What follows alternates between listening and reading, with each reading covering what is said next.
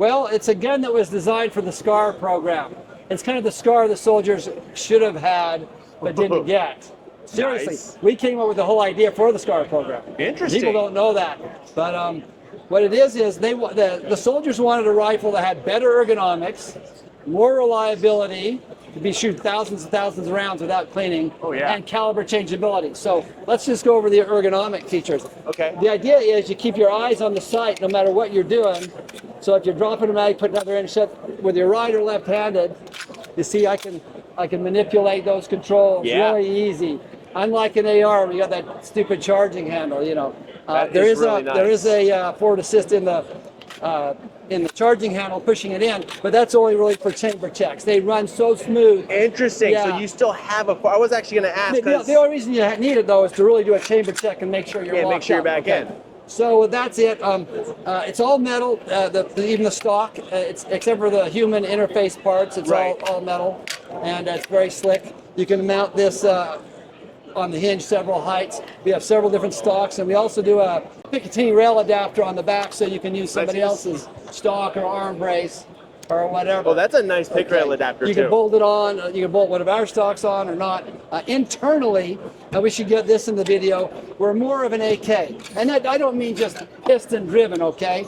I mean, you're a long stroke piston. Yeah, but the thing that makes an AK great isn't just the piston drive. It's a frictionless bolt, solid ejector, and stronger extractor. So interesting. This isn't just an AR. Matter of fact, it's not an AR at all. No, I mean other than that grip and the mag, nothing else. Right, and the button. Okay. But yeah, it's but we designed it from scratch to be multi-caliber because that's what the soldiers wanted. They wanted the charging handle away from the top rail. That's why it's only on the left side like that. Can you put infrared aiming lasers on? Say it again? You can't even use infrared aiming lasers on guns that have the charging handle forward. It gets in the way if like a D-ball hangs but see, over. this is the perfect placement. That really, is perfect. You know? And so this is really a 20-year-old design. We've been selling it all the time, continually improving it. It's really cool.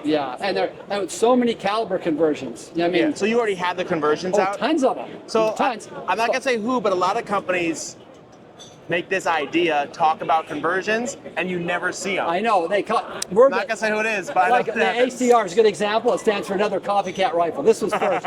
They just couldn't pull it off. We have 5.56, 7.62 by 39, 6.8 SPC, 6.5 Grendel, 6 ARC. 22 ARC and 224 Valkyrie, and I'm going 545 by 39. 300 blackout, I'm assuming? Yes, 300 blackout. Sorry, this thing's right here in 300 blackout. This is 300 blackout. Oh, I was hoping so. That is really nice. We can change the barrel length, the gas system length. So you're fully, so you're fully, I not to cut you off. You're fully, No. I get distracted by cool stuff. So fully ambi mag release, right? Yeah, and bolt catch. Is that your bolt catch? Yeah. Oh, so check this out. Yeah. Sorry, right here? Go ahead and show them how it works. Push it up. Right there.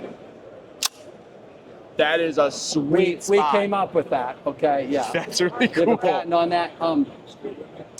You notice the ejection port's smaller. I do. And it blows people away. Like even some other influencers, they don't get it. Well, it's because we have a solid ejector and it's a more positive ejection. You don't need so much time for the round to rotate out. It knocks it out. So it's really an AK. I call it a Kalashnikov theory gun because we didn't copy the AK, but You took the best parts. Yeah, the best parts of it, yeah. So I honestly, when I walked up, I was like, is it for a 5.7? Because the ejection port's so small. No, but it's just, like you said, you've shrunk it down. And so on the 3.0, on the bigger model, this is the XCR L. Okay. And the lower receiver is the serialized part. You could put different length uppers on this without buying a new firearm, nice. all right?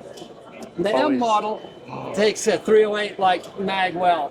And this one happens to be 8.6 blackout. But I can change it to be 308 with a longer barrel and longer gas system. And this has a real short gas system, 7-position adjustment. So with suppressors, you've got a lot of adjustability. 8.6, that's really cool. It's almost no recoil shooting these. It's amazing. My favorite's a 12-inch.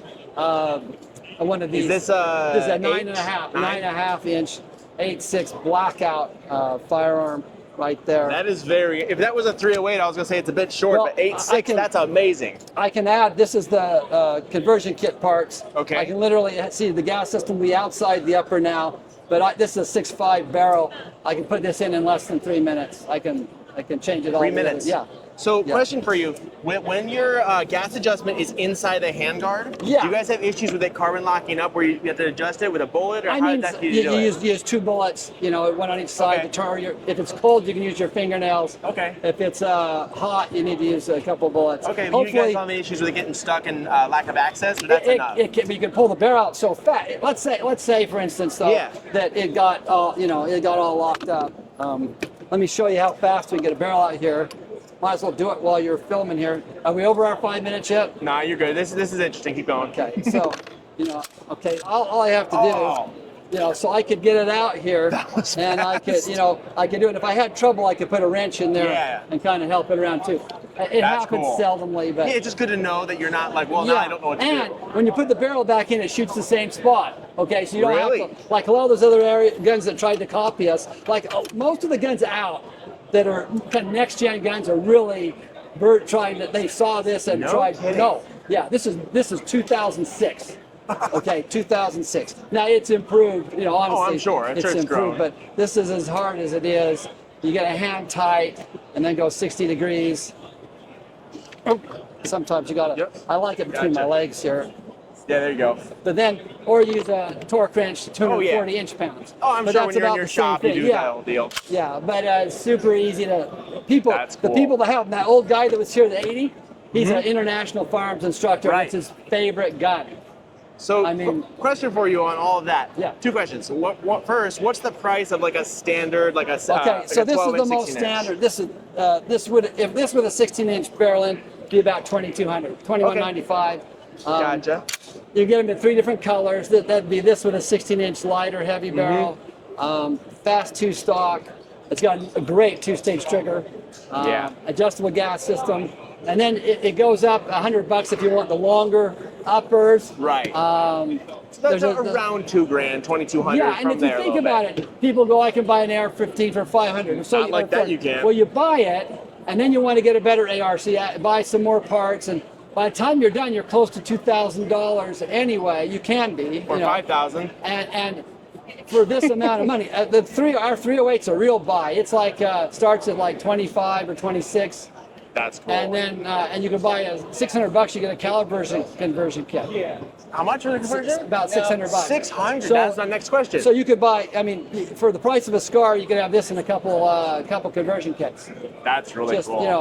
and we actually make them and have been making them, and we guarantee the reliability. It's not something we just thought of. Like I won't say the company. Some other company just came out with a multi-caliber rifle.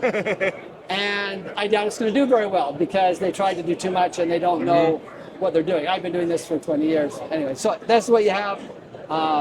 Any other questions you have? AR triggers? Did I get that No. already? Oh, No. that's an important question. Okay, so I know, and it's both good and bad, right? I was looking at the pins. I was like, it might be. It's similar. It's a 2-stage. You can feel Yeah, on that note, I should check it. I usually don't even check triggers if they take AR because you can change it.